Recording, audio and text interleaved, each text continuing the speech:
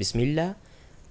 My brother Ali and I are presenting this project from Islamic University of Medina, which consists of a mechanism of 4 fingers.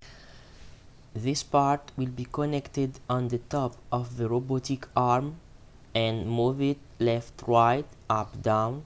But for now, I'm showing how this works offline and how I can control it by distance online using this second computer. Online control can be done by connecting the Raspberry Pi to the second computer when they will communicate each other's and decide what to do after receiving order from the user. Let's go offline first to see how it works by using this keyboard, which is connected to the Raspberry Pi. In this way I can control the Raspberry Pi, which is connected to the finger, directly. I will control the robotic finger and I will have a feedback from this screen to tell me how much step the motor have done. Now I need to run the program inside the Raspberry Pi. Then when I get in, just by hitting this specific button, I will open the finger, and this one touch I will allow the finger to close. My brother Ali and I started this project from scratch, and the material we use in this project is plastic, which is printed in our 3D printer lab. This screen has been introduced in the project to see the feedback output, and from this screen I can have some idea how much degree the fingers are positioned. And even if I don't see the finger opening and closing, I still have the ID. I still have some ID from this screen, because it shows me how much step the motor has been turned. And I can also use this screen to reprogram the software used by the design.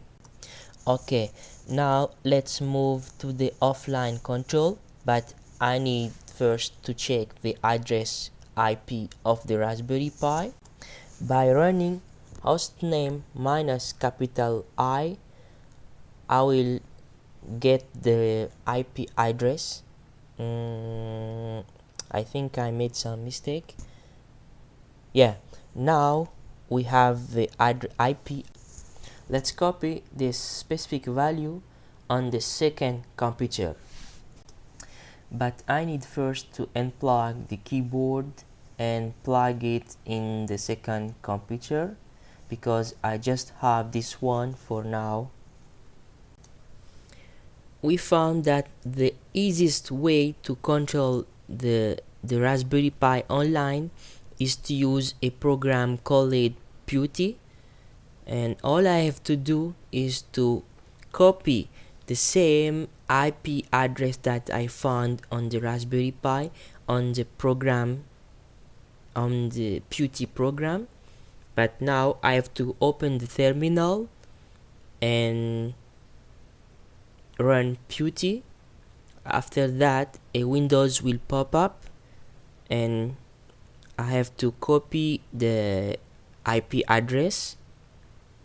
After that, it will ask me to log with my ID and password.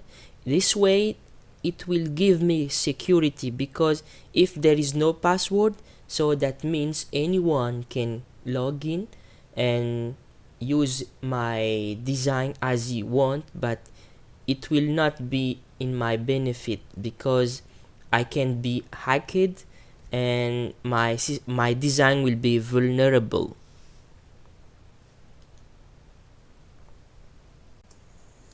This microcomputer can be replaced by a microcontroller, like for example Arduino, but we seek for a high speed of processing data.